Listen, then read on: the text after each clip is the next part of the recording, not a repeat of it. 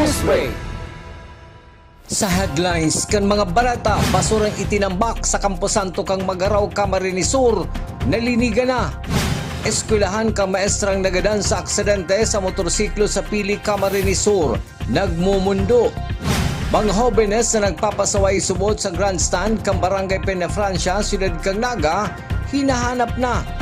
Mga opisina kang LGU Naga, nagpuunang mag-urulay para sa Peñafrancia Festival gunya na taon. Uya ang mga bareta sa aldaw na ini. Ako po si Chris Palomania. Matapos maglakop sa social media ang basurang itinambak sa Campo Santo kang Magaraw, Camarines Sur, tulos man ining pinagpalinigan kan Municipal Environment and Natural Resources Office. Pinagsabi man kini kung si Isay ang nagtambakan basura sa Campo Santo. Ang detalye sa report ni Cristina Valenzuela. Marikas na inaksyonan kang Municipal Environment and Natural Resources Office ang mga nakatambak na basura sa Campo Santo kang Magaraw, Camarines Sur. Kan maglakop ini sa social media, may nagaapod na digdi na cemetery landfill.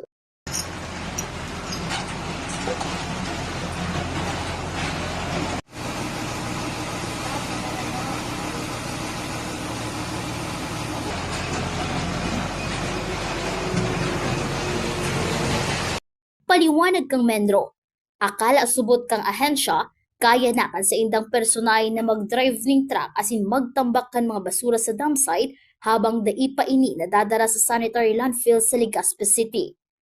Alagad dai hunaon kang Menro na dai pala naibugtak ning tultul ang mga basura sa dump site kun kaya napano ning basura ang Campo Santo kang Magaraw. Ang nasabing personahe na naka-assign na magtambak kan mga basura sa dump site ang baguhan asin nasa training pa. Actually, naaraman ko ang baritang iyan kasubanggi na. Kasudma kaya, ali pa man ako sa seminar sa Pakul. And then, itong maturog na ko, may nag-upload sa ko, pigpailing sa ko si picture. Usually po baga kaya, tapos na ang bulang kan Hunyo, nag-hire po kita ng mga bagong contract worker. Usually, mga driver po, takulang po ang driver mi. So ito pong na-assign na ang paghuna mi kaya niyang mag-drive saka mag-dump kang basura. Ito po pala, garo po baga nag-OJT siya. Siyempre garo may training man tangari kung makakapasa siya sa driving test. So dahil po palang siya tataong mag-dump ni basura. So ang nangyari po, nagkaralat si mga basura duman o dai man na siyempre po medyo haloy na oras siyempre paghakot niyang ito dai niya maidam si truck. So pag-aatras niya siguro nagwawarak si paluwas po. So, iyo po ito sinangyari. Matapos ang insidente, tulos ining pinaglinigan kang Magaraw Menro. Sigun kay Elmer Brazal, nakatalaan ng hakoton ang mga basura sa aga, pasiring sa sanitary landfill sa Daraga, Legazpi City. Pero, ngunyan po ang aga, kung mabisita po kita sa dump site, natawan mi na po nin aksyon. Na itulod na po to kan loader, asin naka-schedule po to na hakoton kan sanitary landfill sa Legazpi na iyo po ang Iwa Beso Corporation kung saan po kami nakamuwa ang Magaraw. So duman po kami nag-aaponin basura sa sa Daraga sa Legazpi, duman po pigahakot yan. Bawal na po bagangon yan ang open dump site sigun sa Republic Act 9003 dapat 2005 pa mayo ng open dump site. So 2018 pigpasarahan mi na yan. Sa ngunyan, ang banwaan ng Magaraw igwa ng residual containment area kung saan digdi mo na iaapon ang mga basurang nahakot sa mga barangay sa banwaan habang dai pa ini kinukuha kang Iwa Beso Corporation para darahon sa sanitary landfill. So, ang igwa kami dyan, ito na lang inaapod na residual containment area kung saan temporaryong piglalaag si mga nahakot na basura o si residual waste na hali sa mga barangay. And then, paghali sa duman, pipick upon man po kan Iwa Beso para daron Para sa GNN TV 38 Naga, Cristina Valenzuela, Newsbreak. Mientras tanto, hulita sa roo 2 beses na kada bulan hinahakot kang Iwa Beso Corporation ang mga basura sa banwaan kang Magaraw Camarines Sur na pinagdadara sa sanitary landfill sa Daraga Albay. Higot na pinauutob kan banwaan ang no segregation, no collection policy kung saan gabus lang na basurang hahakuton o kukuanon kang menro, iyo lang si mga basurang mayo ng pakinabang. Sabi ni Elmer Brazal, konsultant kang menro, pinag-uubligar ninda ang gabos na barangay sa Magaraw na magkaigwaning sa diring composting area, asin ang barangay naman subuot ang bahala kung ano ang gigibuhon sa mga recyclable materials na sa indang natipon. Hulita kadakla ng mga basura na natitipon ang haliman sana sa sentro kan banwaan. Usually, every month, kuminsan twice a month, depende po kung ano kaya, kung halimbawa mauran, dahil man sinda makalaog ta, kung malaboy, so medyo naaabala. So, pinapautob taman po ang no segregation no collection policy, kaya ang pagkukolekta lang po sa barangay, ito po talagang mga basurang ngayon ng pakinabang. Unbiodegradable po, pig-obligar mi ang gabos na barangay na magkaigwasinda ng composting area, asin ang mga residual, ang mga recyclable, ang barangay na po ang bahala na magpabakal kung ipapabakal ninda o si mga household. Taan ko yan po kaya ang sistema igdiyo sa Magaraw, dahil no segregation no collection policy kita, ang barangay dapat igaw po sindang mga sadiring eco-aid na iyo po ang nalibot sa mga household. Sa ibang bareta, 200 na wilclam ang binakal ngunyan na taon kang Public Safety Office na iyong ngunyan ang pinagdidistribuir sa Naga City Police Office asin sa mga barangay kang syudad. Susog ki Mr. Rene Gumba, Executive Director kang Public Safety Office, ang Naga City Police Office ang nakaresibin na ning 60 wilclam para sa motorsiklo asin mga 4-wheel vehicle. Iyo man subuot ang sendang gigibuhon sa barangay. Ang total na pigbakal tangon niya na taon, nasa mababa sa 200 na pidaso ng mga wheel clamp. Ini po ang pinagdidistribute sa ngunyan. Mientras tanto, nagpo naman mag-urulay ang mga opisina kan lokal na gobyerno kang Naga, nakabali sa pagpreparar ngunyan na paabuto na Peña Francia Fiesta. Isusud naman subuot digdi ang pag-urulay, mapadapit sa mga aktibidad kang Joint Operation Center. Ngunyan na Setyembre, saruman giraray ang syudad ng Naga sa magiging testing center para sa bar examination ngunyan na taon. Iguana po, in fact, nag-convene na sa syudad ang pamayo-digdiyo, garo si Sir Rayan, saka si Sir Allen, sila so naglilid. Mga kuyang pa ini, so mga opisina kang syudad na imbelto sa preparasyon para sa Peña Francia Fiesta. Kung dahil ko nawapasala, garo nakasaro o duwang meeting na, asi nagpapadagos na sa pagpreparar kang mga documentary requirements. And then masunod na po kaini so sa tuyang Joint Operation Center ng mga aktibidades asin so preparasyon ta. Dahil lang po malingawan, garo igwa din ning bar exams na digdigiraray sa syudad. Sa iba pang bareta, tubod si City Councilor Elmer Baldemoro, nakaipuhan ng hilingon asin liwat pag-adalan ang mga proseso sa pag-atubang sa mga child in conflict with the law. Susug sa konsihal, iba na subuot ang panahon ngunyan kung saan sa hobi na edad nakakabali sa manlain-lain na grupo ang mga ini. Nakaipuhan matutukan kang mga magurang asin kang eskwelahan. Maski yaon subuot sa eskwelahan ang mga aki, kaipuhan manggiraray ang pagbabantay kan mga magurang. Kaipuhan po i-revisit si mga regulation dahil iba na po ang sitwasyon ngunyan. Sa early age kang aki, aware na sinda and minsan involved na sa mga organisasyon as in iba pang mga grupo na kaipuhan i-closely monitor kang eskwelahan, pati na din po kang mga parent. Minsan po kaya ang paguna kang mga magurang, bahala na ang eskwelahan dahil ang mga aki na sa eskwelahan, kinakaipuhan naman po giraray na yaon itong pag-antabay kang mga magurang maski ang aki po yaon nasa eskwelahan. Sa samuyang pagbabalik, Bicol High School for the Arts and Culture namumundo sa pagkaganan kan sa indang maestra sa aksidente sa Pili, Camarines Sur. Yan asin iba pang nangingenot ng mga bareta digdilang sa GNN TV48 Naga News Break.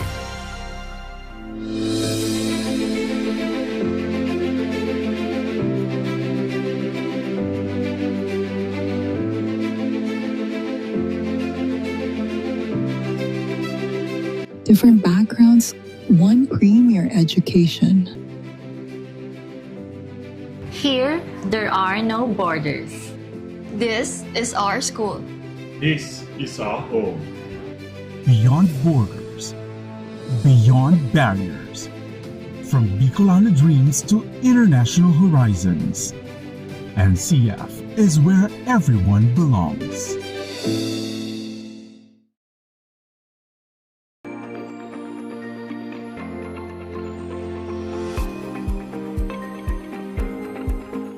Bilang magulang, importante for me na ligtas sila at masaya sa school.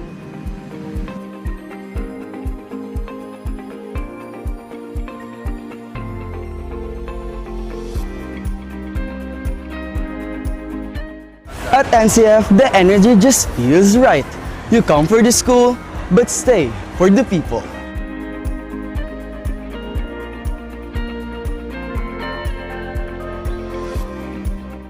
Dito, we learn independence, pero solid pa rin ang support system. Sa NCF, bawat sulok may saya, suporta at pagkakataong maging ikaw.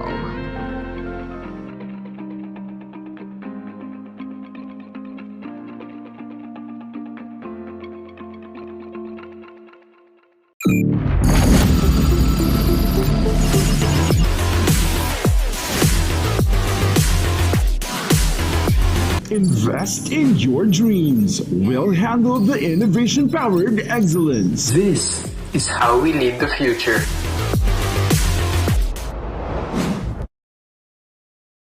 Seeing clearly shouldn't mean traveling far from home. At Cancer Eye Center, world-class care is right here in the heart of Rinconada and the Bicol region. With advanced diagnostic tools, ophthalmology specialists, and a team that treats you like family, we bring expert eye care. From children's screenings to managing cataracts, glaucoma, and diabetic eye conditions without the need for long trips. Because your vision matters, and so does your time. Cancer Eye Center, world-class eye care just around the corner. Sa pagpapadagos kan mga bareta, nagisumaro ang Bureau of Fire Protection kan Lupi, Camarines Sur sa kick-off ceremony kang National Disaster Resilience Month na pinag-organisar kang Lupi MDRRMO. Aktibong nagpartisipar ang mga personahe kang BFP Lupi sa pinaggibong tree planting activity kaibahan ang manlain-lain na opisina kang gobyerno sa nasabing banwaan. Padagos man na pinagtutulod kang BFP Lupi ang kahandaan as in interagency collaboration sa saindang banwaan.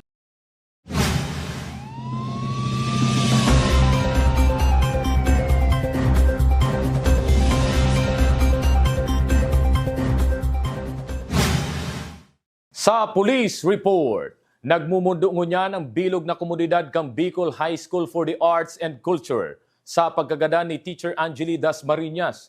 Matapos makabangga ini, mientras nalunad kan sa iyang motorsiklo sa crane na yaon sa gilid kan tinampo sa Barangay Sagrada, Pili, Camarines Sur kang nakalihis na banggi.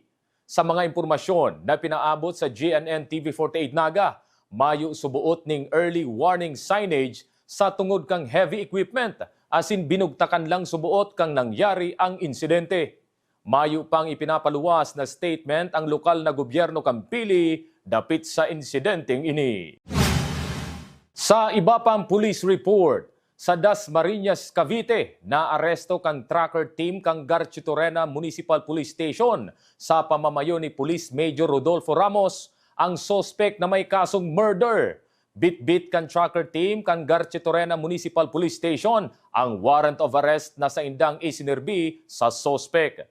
Tulos man pinagdara sa istasyon kang PNP sa Garchitorena ang naarestong sospek na number 1 municipal most wanted person kang nasabing banwaan. Sa iba pang police report, 5 plastic sachet ning subuot shabu na may gabat na 3 gramo asin may standard drug price na 20,400 pesos ang nakumpiskar sa 2 street-level individual na sinda alias Bert asin alias Al, residente kang Jose Panganiban, Camarines Norte. Alas 2:03 kasubagong amay na pagkaaga kang maaresto ang nasabing mga sospek matapos ang anti-illegal drug buy-bust operation na pinagkondusir kang Jose Panganiban Municipal Police Station, katuwang ang Provincial Intelligence Unit, Provincial Drug Enforcement Unit, Regional Police Drug Enforcement Unit sa pakikipagkoordinar sa PDEA Bicol. Ang 2 naaresto ang kinukonsiderar na mga street-level individual. Sa ibang bareta, bilang kang mga kolorum na bihikulong na-impound kang Naga City Police Office, dikit pa lang. Ang detalye sa report ni Cristina Valenzuela. Puon kang tinutukan kang Naga City Police Office ang pagdakop sa mga kolorom na bihikulo sa syudad ng Naga, saro pa lang na bihikulo ang na-impound kang PNP. Maski na nga ni urual daw may nagre-rekoridang PNP patrollers kaibahan kang PSO asin LTO sa pagmonitor ka mga nagagamit ng kolorom na sasakyan. Meron pa lang po tayong isa na kumpiska o nahuli na violators dito sa kolorom na ito. Daily po yan at meron tayong mga patrollers na nag-iikot. Kasama natin din ulit yung ating mga katulong dyan, yung PSO, yung LTO, na minomonitor natin yung mga kolorom na kung saan itong mga kolorom na ito ay ito yung mga unregistered vehicle o walang prangkisa. Paliwanag ni Police Lieutenant Colonel Elmer Azores, pag may nadakop kaya ang PNP, kanya-kanyang dulagman ang mga ini. Huli ka ini, naggibo ning bagong stratehiya ang Naga City Police Office para madakop ang mga nagagamit ng kolorom na bihikulo. Ganito kasi yan, pag may mga manghuhuli, siyempre talagang kanya-kanyang pulasan yan. Kaya may mga estratehiya tayong isasagawa na kung saan mahuli natin sila. Asahan na sa mga masunod na simana, dakol na ang madadakop ng mga dairehistradong bihikulo. Pakiulay kang Naga City Police Office, magsunod sa ley sa trapiko. Hulit taggigibuhon maninda ang sa indang trabaho na dakopon ang mga dai nagsusunod sa mga ley sa trapiko sa bilog na syudad ng Naga. Para sa GNN TV 48 Naga, Cristina Valenzuela, Newsbreak.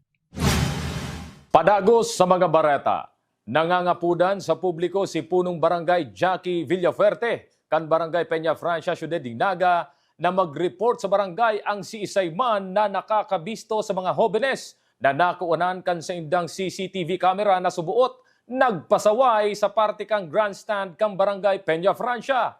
Mahihiling sa video na nagdadaralaga ng mga hobenes mantang nagkaturumba ang plastic barrier na sa indang naagihan.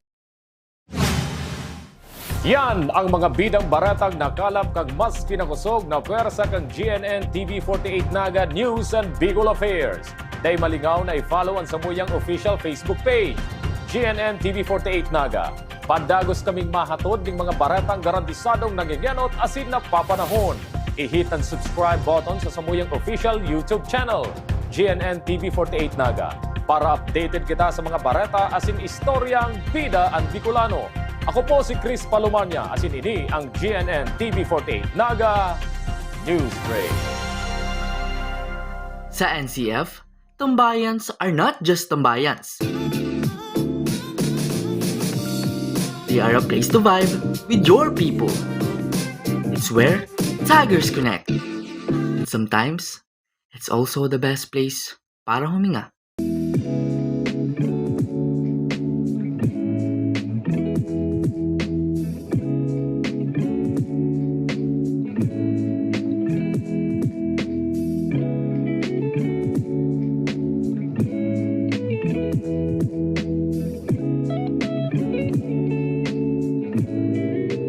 This is where our stories stay long after we leave college. The quiet witness of how we built our future.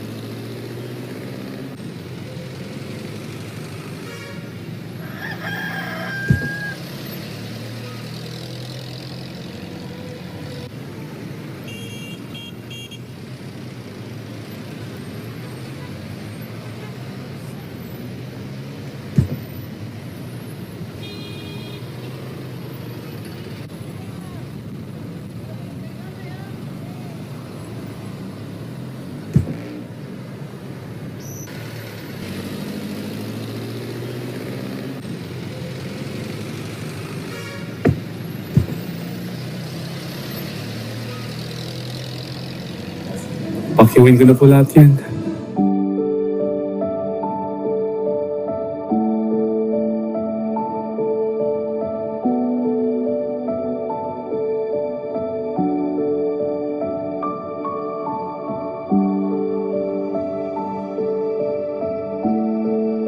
Humble beginning, global end.